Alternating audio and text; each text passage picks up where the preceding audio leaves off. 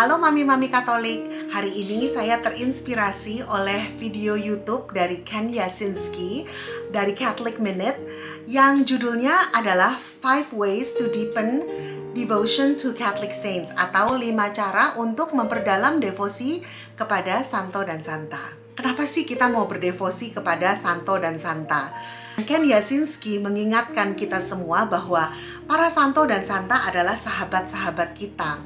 Dan mereka itu karena sudah disempurnakan dan sudah masuk ke dalam surga, mereka mempunyai kehendak yang sudah diselaraskan dengan kehendak Allah Bapa kita yang berada di surga, yaitu untuk semua umat manusia untuk selamat dan bisa masuk ke dalam kerajaan Allah Bapa bersama dengan mereka.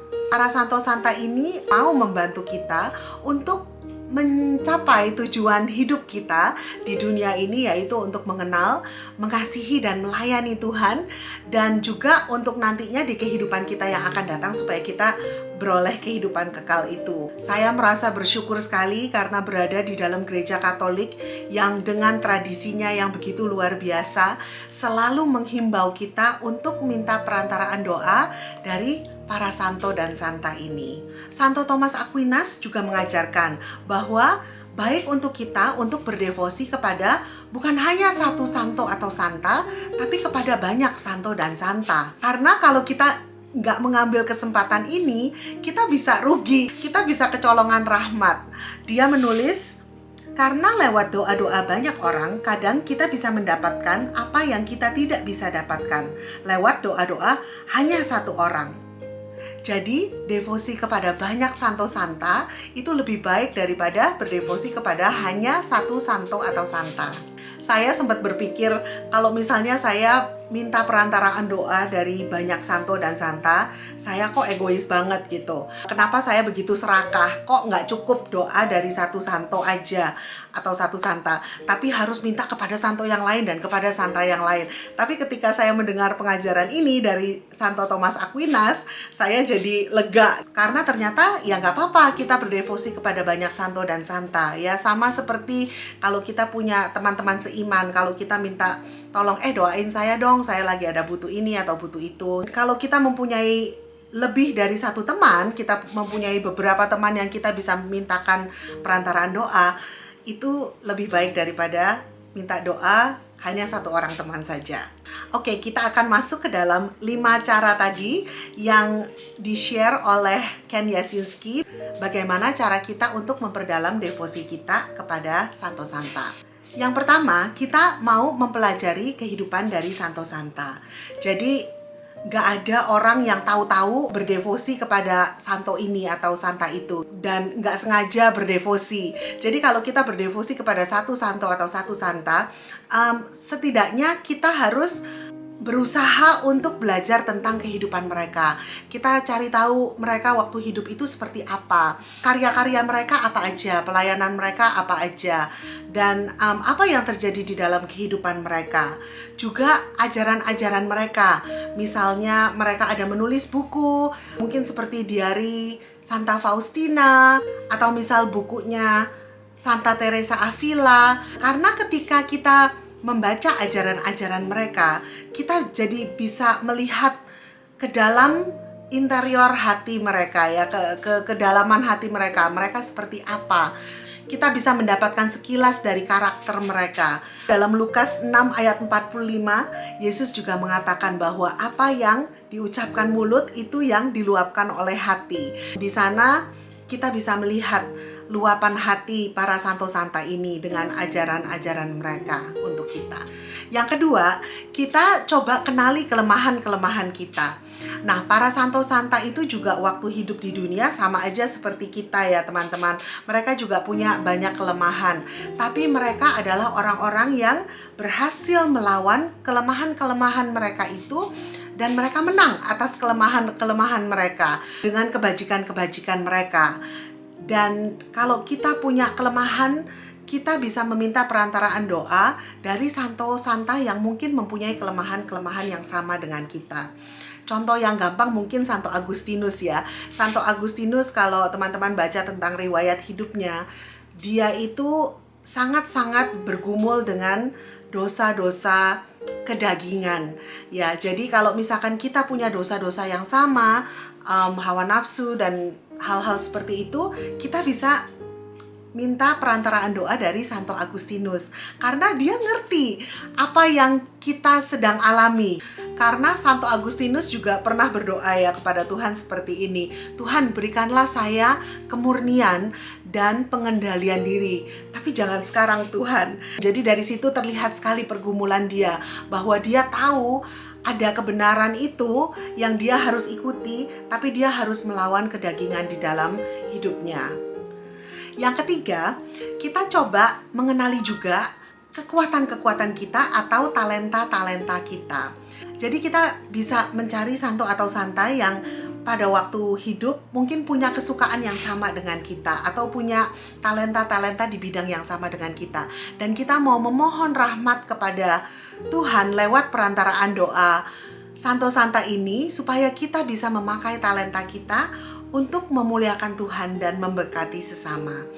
Saya aktif dalam pembinaan remaja Katolik di paroki saya, dan ketika saya membawakan sebuah sesi tentang Santo Santa, saya pernah bertanya kepada anak-anak gitu ya, siapa Santa favorit kamu? Dan ada satu anak yang bilang, saya suka Santa Cecilia Kak, karena dia adalah pelindung para pemusik dan saya suka main piano. Ya itulah contoh sederhana gitu, dimana anak itu bisa berdevosi kepada Santa Cecilia karena dia adalah seorang pemain piano. Dan kita berharap dengan talenta dia yang bermain piano itu, dia bisa melayani Tuhan dan memberkati sesama. Yang keempat, kita dihimbau untuk mengunjungi tempat-tempat ziarah. Ini nggak perlu yang jauh-jauh banget kali ya. Cukup mengunjungi tempat-tempat yang dekat dengan kita, misalnya Gua-Gua Maria. Kalau di Indonesia ini kan banyak Gua Maria ya, kayak di Pulau Jawa, di Jawa Tengah, di Jawa Timur, banyak sekali Gua Maria yang kita bisa kunjungi. Juga kita bisa mengunjungi mungkin gereja-gereja lokal yang dekat dengan kita, yang menyandang nama santo atau santa favorit kita. Karena di gereja itu pasti ada patung mereka ya, yang mereka hormati gitu. Jadi kita juga bisa mengunjungi gereja-gereja yang di sekitar kita dan berdevosi di situ. Dan yang kelima, Ken Yasinski ini dengan keluarganya, mereka sharing tentang bagaimana mereka itu suka membeli patung santo atau santa favorit mereka gitu ya, dimana mereka berdevosi kepada santo atau santa itu. Dan bahkan mereka memulai sebuah tradisi di mana mereka akan memilih satu santo atau satu santa dan akan berdevosi kepada santo atau santa tersebut dalam 1 tahun. Jadi biasanya di awal tahun ajaran sekolah anak-anak mereka memilih satu santo gitu ya, atau satu santa, dan mereka berusaha untuk mencari dan membeli kalau bisa ya patung itu, atau mungkin kalau nggak bisa dapat patung, kita bisa ngeprint gambarnya, mungkin ditaruh di frame dimana kita bisa melihat dan kita bisa berdevosi kepada santo atau santa itu dengan lebih mudah, karena itu adalah alat visual ya, jadi yang bisa membantu kita untuk berdevosi lebih dalam kepada santo atau santa tersebut. Jadi itulah teman-teman, mami-mami sekalian, 5 cara di mana kita bisa memperdalam devosi kita kepada santo dan santa. Dalam kehidupan saya sendiri, saya mulai punya santo-santa favorit ya, dan saya akan sharing siapa aja nih santo-santa favorit saya. Yang pertama, Bunda Maria pastinya, dan Santo Yosef ya, dan keluarga Kudus Nazaret. Setiap pagi saya minta permohonan doa dari keluarga Kudus Nazaret untuk keluarga saya. Lalu saya juga selalu minta perantaraan doa dari Santa Monica yang adalah ibunya Santo Agustinus ya. Karena dia ibu yang sangat luar biasa, yang begitu setia mendoakan anaknya dan suaminya sampai mereka bertobat. Dan saya juga berdoa kepada anaknya Santo Agustinus, minta perantaraan doa Santo Agustinus maksudnya, di mana saya meminta kemurnian di dalam kehidupan keluarga kami, untuk saya sendiri, untuk suami saya, dan untuk anak-anak saya. Karena kemurnian ini adalah sesuatu hal yang sangat-sangat sulit untuk dicapai ya, bukan hanya untuk orang-orang yang single, yang tidak menikah, atau yang masih berpacaran, tapi untuk kita mami-mami, untuk kita yang sudah menikah di dalam rumah tangga, di dalam kehidupan suami istri, kemurnian ini juga sesuatu yang sangat sulit untuk dicapai, tapi kita harus berusaha untuk mencapainya. Lalu saya juga berdevosi kepada Padre Pio. Saya minta ketabahan dalam menjalani setiap kesulitan di dalam kehidupan saya. Saya pernah lihat filmnya tentang Padre Pio ya, dan dia begitu luar biasa. Hidupnya banyak dengan kesulitan-kesulitan yang dia harus hadapi. Dan juga yang menarik nih, saya berdevosi kepada Santo Carolus Borromeus ya. Saya ini overweight. Saya udah bertahun-tahun ini bergumul dengan kelebihan berat badan, dan saya juga banyak penyakit gitu. Dan Santo Carolus Borromeus ini adalah pelindung orang-orang yang mau hidup sehat. Jadi saya juga mohon perantaraan doa dari Santo Carolus ini. Kemarin ini karena saya ada masalah dengan mata, saya juga kadang-kadang berdoa kepada Santa Lucia untuk kesehatan mata saya.